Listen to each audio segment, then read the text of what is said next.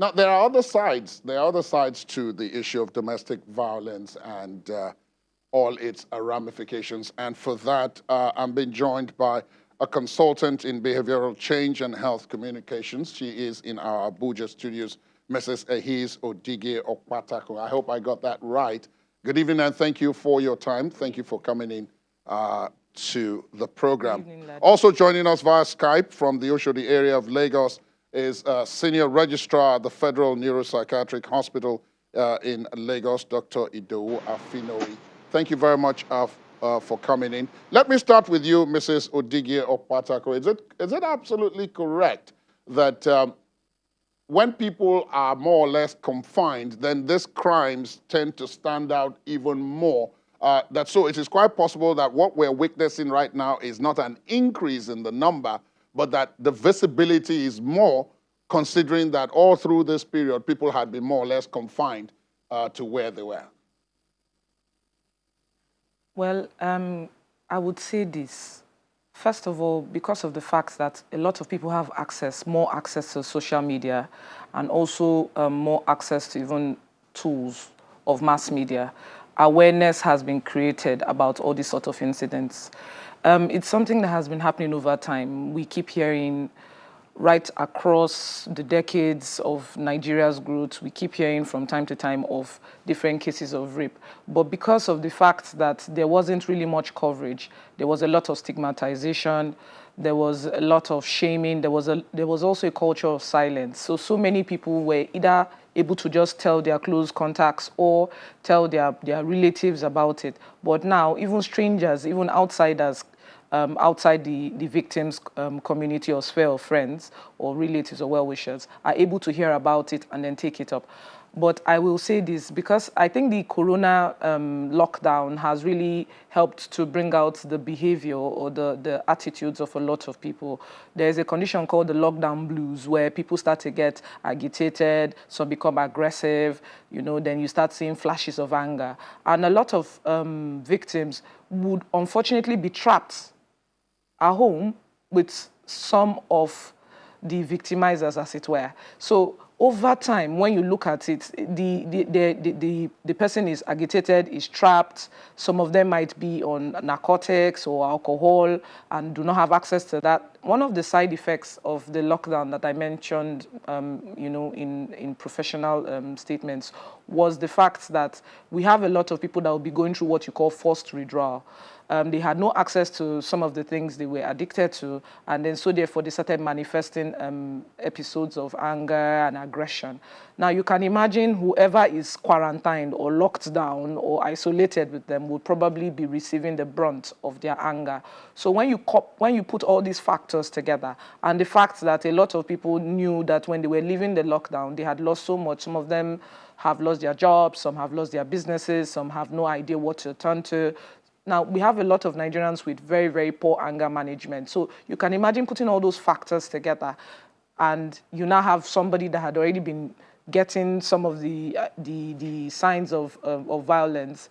Then you will now just have it in full-blown in full-blown displays of the aggression, and then it can also be in the form of rape too, because all those bad guys, as it were, will now have more victims to choose from. Children are at home, young people are away from school, a lot of people could not go to work or their businesses, so you had more victims or more people around, for people to choose from. So the lockdown, as it were, really, really now manifested or was able to give free rein for weeks for people to show who they really are, and really, really bring it to the fore.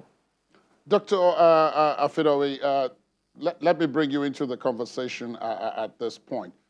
There will be those who will say that, speaking strictly medically, there is really no link between COVID-19 as a virus and its attendant consequences and what we're witnessing in terms of domestic violence, including rape and other such things.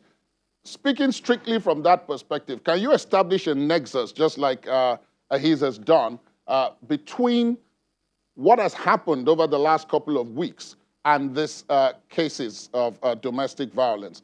Is there anything, for example, that we can do to mitigate this?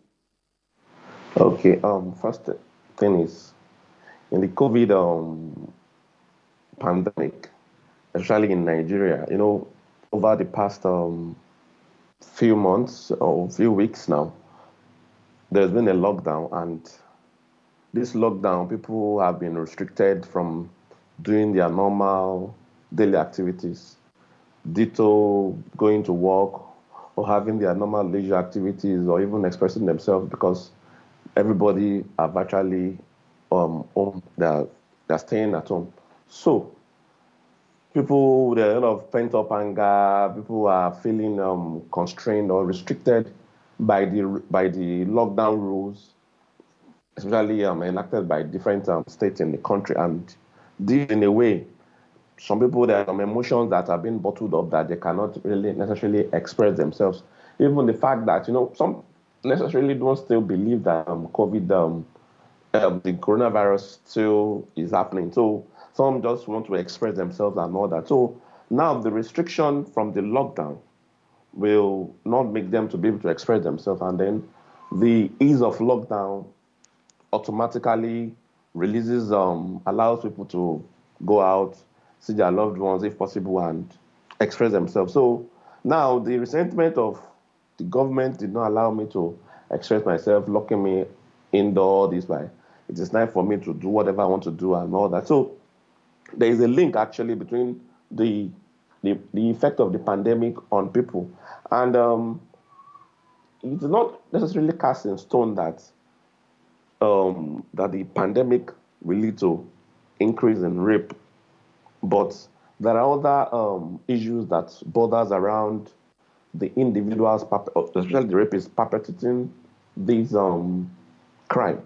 So it's not really cast in stone.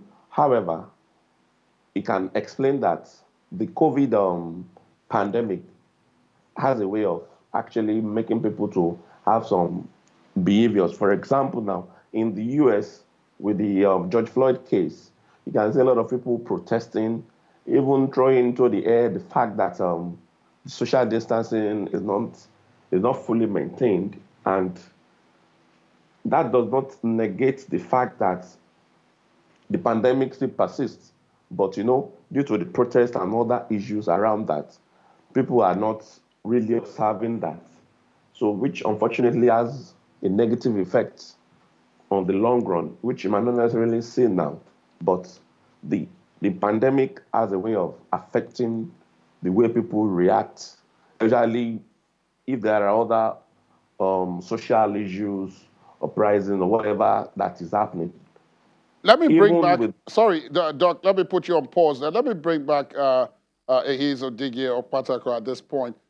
Uh, I understand what both yourself and the good doctor are saying, but there will be those who will be asking the question, is that also responsible for the outstanding, if you like, case in Jigawa, where you have this 12-year-old lady, 12-year-old young girl, who identified 10 different men over a period of time who are being, looked for, have been arrested now for raping her.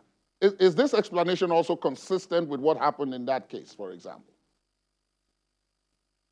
You see, in Nigeria, now we have what you call or what you would describe as being a patriarchal society. So you have a situation where a young man grows up and believes that he is entitled to a woman's body. He grows up with the belief that the woman is a second-class citizen. He grows up with the belief that a woman was only created or was given birth to satisfy him in whatever means or manner he chooses. In a lot of cases, if you question the mentality of a lot of young men, even on social media, some of them believe that women are objects to be sold, to be gotten, to do with whatever you like or whatever you please. A lot of this failure that we are seeing starts from the family. a lot of attention is given to the girl child in growing up, in how to comport yourself, in how to manage issues. But we have a lot of young men that just grew up and saw themselves as adults and had no sense that being a man is all about responsibility. You do not just because you like something or you want something and you take it.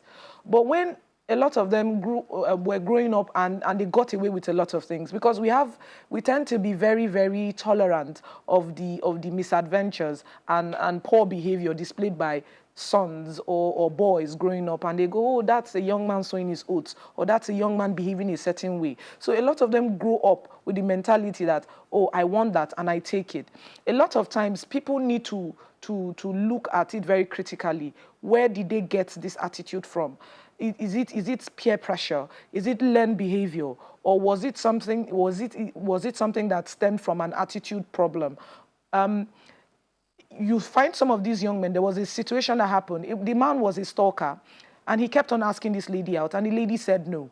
And he could not take no for an answer because he could not believe that he could be rejected. He trailed her home, and he got her killed. That happened in the Southwest some years back. Now, when you look at that some years ago and what is happening right now, a 12-year-old girl, for those men, I'm sorry to say this, I believe part of the problem is also pornography. You have people with the inability to manage their libidos, and some of them are on stimulants and maybe narcotics, and then they see a poor innocent girl and feel that she should be used as an object of desire. Note, not as a human being, but as an object to satisfy their desire.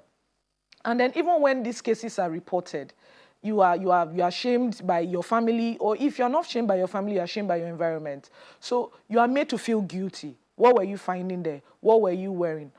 Not making the victim look like a person, not humanizing the victim, but actually making the person look like an object. Oh, what were you finding there? Oh, now you go find the problem. Oh, why did you dress this way? Why did you look this way? But if the society now understands, and I think it has to even do with our curriculum, these things need to be included. There has to be confidence building, because some of them are antisocial. Some of the perpetrators of this crime, they are antisocial. Some of them have very, very, very, very poor social skills. Some of them I'm going to have to put you on pause. We need to take a quick break. But when we return, Dr. Afinowe will have the last word on this conversation. But do stay on with us.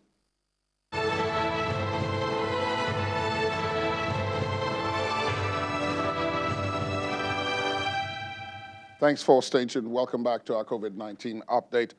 Dr. Afinowe, you have about 60 seconds to give me your response here. Looking ahead, what are people supposed to be on the lookout for? I asked this question earlier when I thought you would address it, but is there any way to mitigate this? Okay. Thank you very much for the question. First thing is, now everybody needs to be vigilant and observant, especially the girl child. Parents need to be more closer to their children. They have to have a relationship with them, because those rapists, if you look at the theory surrounding rape and all that, there are a lot of issues that borders on the rapists themselves, especially in the area of their family dynamics, how they grew up, their educational background. Also, you should also look at the presence of mental health issues even in them, because some individuals could have mental health issues which could predispose them to having or even perpetrating some sexual offenses. For example, those individuals that have a diagnosis of bipolar affective disorder that are manic could have high libidos, which could explain their disinhibition towards fulfilling their desires. So everybody needs. So you also need to check out our mental health to know that those that have issues, they can be addressed by visiting specialists who can attend to their needs. So you need to be. Thank you very much, Dr. Afinowe. I'm sorry, I'm going to have to cut in. If you recollect, I did say about 60 seconds. Those 60 seconds are up. Let me thank Dr. Idowu Afinowe, Senior Registrar at the Federal Neuropsychiatric Hospital in Lagos, for joining us via Skype from Oshodi. And let me also thank Ehis Odige Okpatako, who joined us from our Abuja studios. She is a consultant in behavioral change and health communication. Thank you very much for joining us tonight.